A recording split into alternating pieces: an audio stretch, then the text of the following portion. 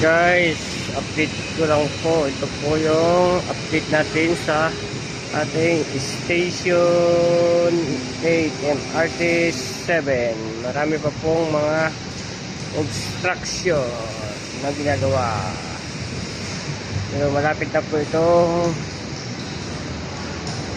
magamit yung ating estasyon. Kunting tiis na lang po mga guys. Magagamit na rin natin po ito lahat. Inspect po ng ilan contractor within 2027 po.